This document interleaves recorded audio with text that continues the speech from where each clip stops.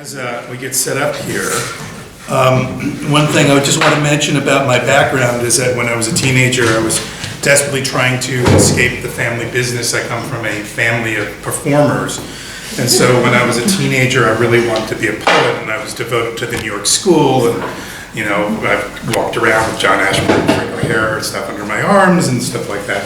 And then I got dragged back into the family business. But one of my ways of dealing with that is I love to work on poets theater, and I want to specifically define my interest in poets theater as opposed to theater written by poets. I think that, not really interested in when a poet decides he's going to write a play and then tries to bow down to theatrical convention. You tend to end up with conventional plays with slightly heightened language, which for me can be particularly deadly, rather than writing a poem in the form of a play and bringing the sort of disruptive energy of poetry onto the stage. That's what I find interesting. So in the year 2017, 2018, my partner Leanne Brown was the Judith Wilson Scholar at Cambridge University. I went with her. We were able to put together a really cool Poets Theater Festival, and I wanted to do a production of Try by Frank O'Hara.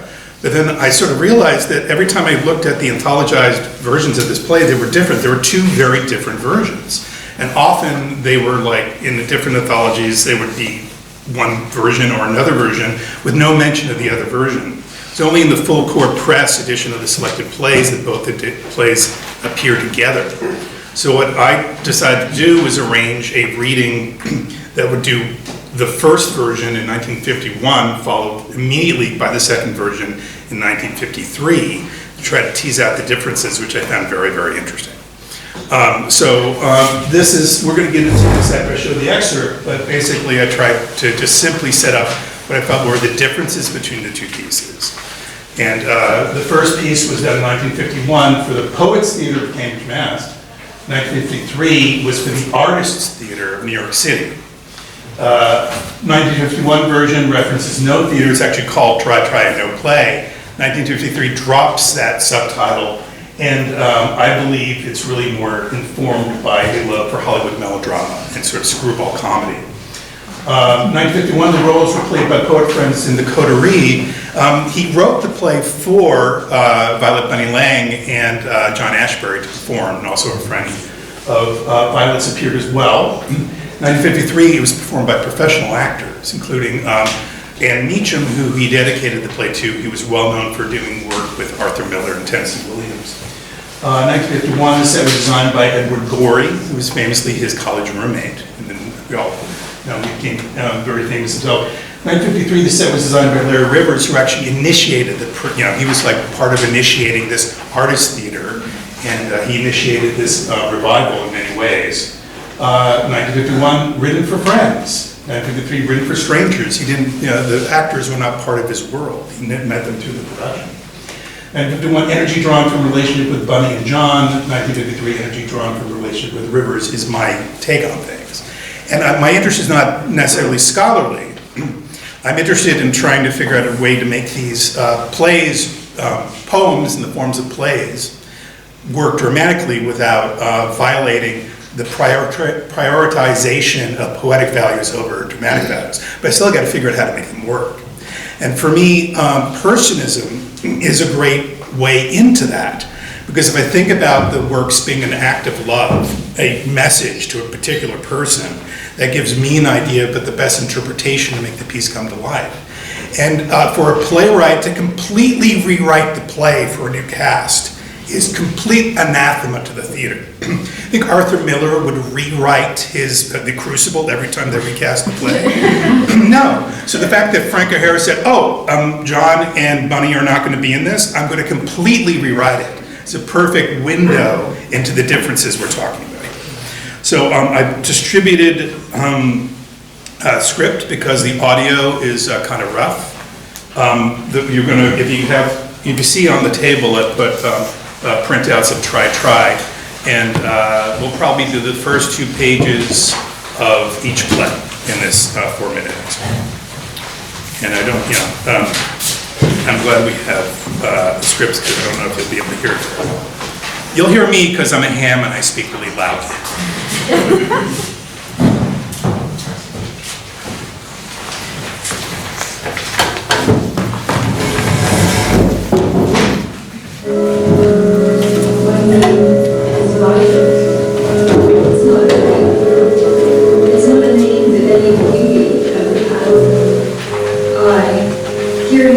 Through bars or playgrounds or hospitals, I'm not reminded of the flower. I avoid my name whenever I can. As a matter of fact, with any other name. Oh dear, I'm sick of the color and the smell that ever since childhood everyone's taken great delight in rubbing in. Even the most ridiculous diminutives are pleasanter to my ears. But if only he'd return, what blessed boredom it would be to hear my name pronounced with the right degree of propriety. No, I'm afraid the girl would not be entirely satisfactory. When the poet talked with me about the Violet we knew, it wasn't like this. Her wit seems to have been dry or dull. We look for an abundance of feeling to counteract the sterility of war. She is a woman, after all, my girl. You cannot simply stand and wait. When he comes home, your Jack will have enough to bear without this black fatigue you seem to be in all the time. I know. Perhaps I thought deliberately a time before the war. Okay, well, that might help. Then, had this thing seemed somehow younger and the world dressed up too much? I always favored a party dress. Always in those days, with net stockings and a bright bangle in my slick, straight hair. Okay, I'm just going to pause for a second, and if I can, maybe I can't, because you're just going to keep going. So it's a very stock situation. There's a wife with a husband away at the war. She's having an affair with somebody. Now the husband's coming home. But in this initial thing, it's based on John Ashbery and Violet Link. They're obviously not really having an affair. They're kind of like poets constructing the reality of an affair. It's very, very different in the next version. I like songs about head-check girls, elevators, bunions, syphilis, all the old sentimental things. It's not up to be thoughtful, is it? Aren't you acting terribly pre-war? My dear, I want you to work hard and reinstate the wifely melancholy that made you such a distinctive asset to someone marching off, as they say. You used to mourn for him like a model house. Now the neighbors are all saying you've gone down the drain. All I can say is, what a drain! I'm prepared to think you were always a little too nice. If anyone cries in the world... It has to be me. Please don't try and cheer me up, Jesus. Here's romancing as again. I was a sweet, eager, pretty, and energetic girl. As he remembers me, so shall he find me. Whatever made me take you into it as an added complication, you fill the house. Or maybe it's me. They do burn a little cork every time the smell of apple blossom drips in the window. I haven't been burning any lately, though. I could move out, I could just move out. Oh, no. I want you to be here for evidence that I've gone bad. I think you'll do the trick. Do you hear a radio in the distance? Don't change the subject. Why don't you wash a few clothes before he gets back? I think a cerise would be a nice color for eventide. Shall we mop the skyline? Scent. With all these miserable distances and the praying mantises, the only people who ever look in, it isn't as if we had to fear snoops or try to please them. It's our own little place for the time being. I'm afraid Jack will see us before we see him. And then out I go like a cloud, lonely for my own temporarily undisgusted little flower and playmate, best on the beach. You like to think you're involved with me emotionally, but what you're involved with really is my lack of suitable clothes to make an impression on the narrow world of your narrow world. Some girls would say you're stupid, but I'm not that patient.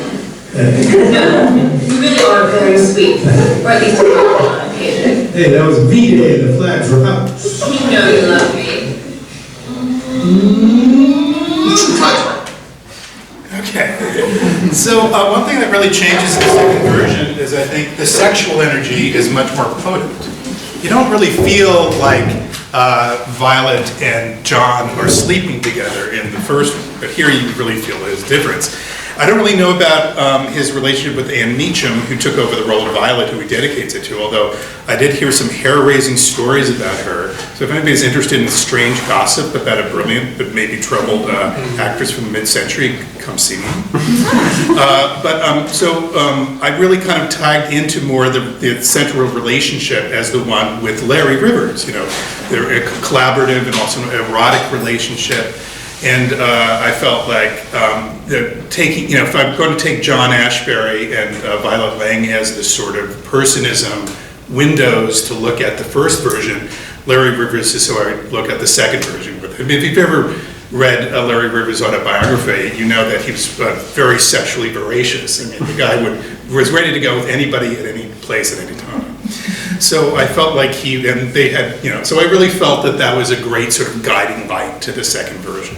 So this is just the beginning of what I think is an interesting way to look at the difference between two pieces that were completely differently written and look at what's going on with his practice in doing that. It's just the very, very beginning of an exploration that we can all get into. Thank you.